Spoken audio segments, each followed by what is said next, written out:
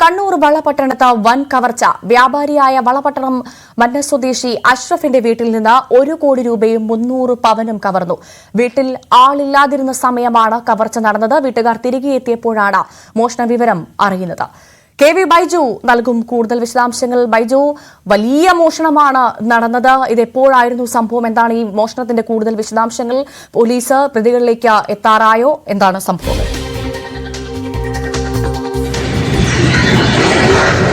ഭവ്യ, ഇന്നലെ രാത്രി 8 മണിയോട് കൂടിയാണ് ഈ കവർച്ചാ സംഭവം വീട്ടുകാർ അറിയുന്നത്. അതായത് 19-ാം തീയതി ഈ കുടുംബം മധുരയിലെ ഒരു വിവാഹ ചടങ്ങിനായി പോയിരുന്നു. വീട് പൂട്ടിയായിരുന്നു ഇവർ പോയിരുന്നത്. ആ സമയത്ത്, അതായത് 19-ാം തീയതി ഇവർ പോകുന്നു.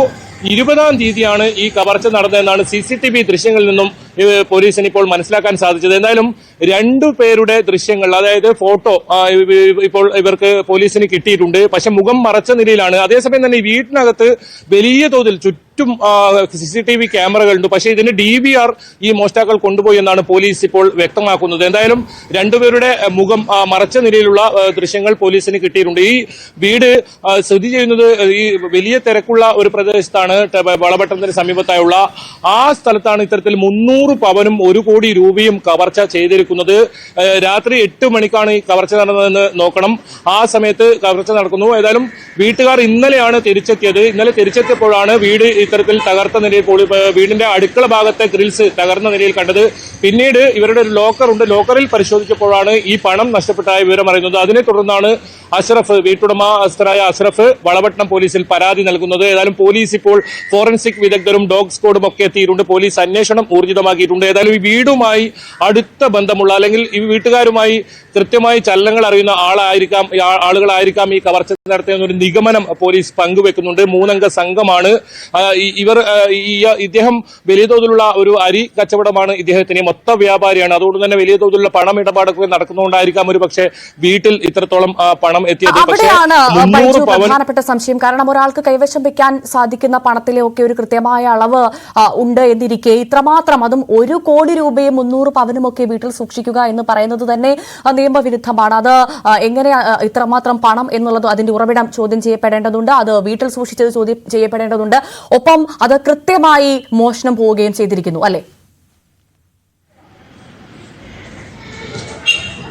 തീർച്ചയായും 300 പവനൊക്കെ ഒരു വീട്ടിൽ സൂക്ഷിക്കുക, അതും കഴിഞ്ഞ ദിവസങ്ങളിലൊക്കെ നമ്മൾ കേട്ടതാണ്. പല സ്ഥലങ്ങളിലും ഈ കവർച്ചാ സംഭവങ്ങൾ റിപ്പോർട്ട് ചെയ്യുന്നത്. കുറുവാ സംഘം ഉൾപ്പെടെ വലിയ തോതിൽ ഭീതിയിലാഴ്ത്തുന്ന സംഭവങ്ങൾ.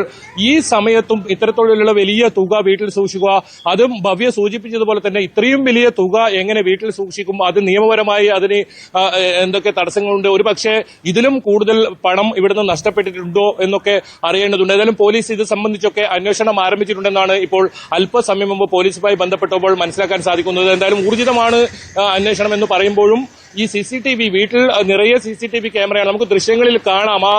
ആ വീടിന് സമീപത്തുള്ള ആ അരികിലായി സൈഡിലുള്ള മതിൽ ചാടി അകത്ത് കടന്നാണ് ഈ കവർച്ച നടത്തിയിരിക്കുന്നത്. അത് ഏതായാലും ആ CCTVയിൽ അത്തരത്തിൽ അവിടെയുള്ള CCTV ക്യാമറ ഒക്കെ തിരിച്ച് വെച്ചിട്ടുണ്ട്.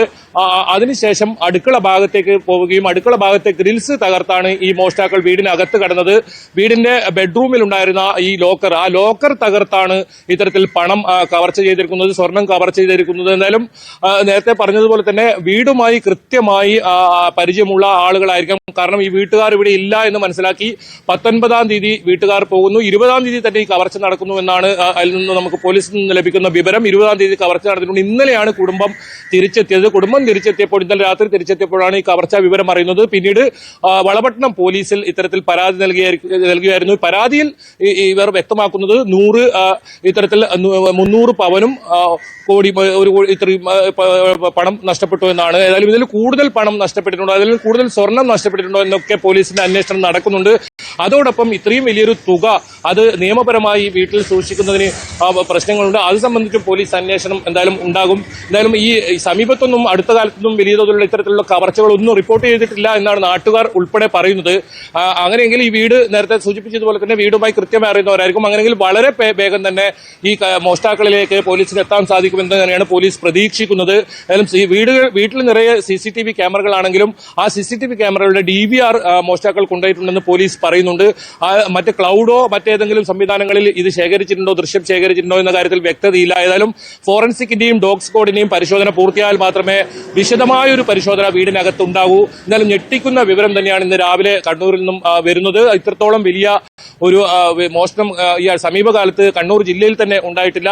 അത്തരത്തിൽ വലിയ ആ ഒരു ഗൗരവം ഉൾക്കൊണ്ടുകൊണ്ട് തന്നെ പോലീസ് അന്വേഷണം ഊർജിതമാക്കിയിട്ടുണ്ട്. മുഖ്യമന്ത്രി ഇന്ന് ജില്ലയിലുണ്ട്. അതുകൊണ്ട് തന്നെ ഉയർന്ന പോലീസ് ഉദ്യോഗസ്ഥരെല്ലാം മുഖ്യമന്ത്രിയുടെ സുരക്ഷാ സംബന്ധവുമായി ബന്ധപ്പെട്ട് മുഖ്യമന്ത്രിക്കൊപ്പമാണ്. ഏതായാലും വളപട്ടണം CI ആണിപ്പോൾ ഈ അന്വേഷണം നടത്തുന്നത്. ഈ ഉച്ചയോടുകൂടി ഉന്നത ഉദ്യോഗസ്ഥർ ഇവിടെ എത്തും എന്നാണ് നമുക്ക് മനസ്സിലാക്കാൻ സാധിക്കുന്നത്. ഏതായാലും അന്വേഷണം ഊർജിതമായി ഇപ്പോൾ നടക്കുന്നുണ്ട്. ഭവ്യ. ശരി, KV ബൈജു ആണ് വിശദവിവരങ്ങൾ പങ്കുവച്ചത്.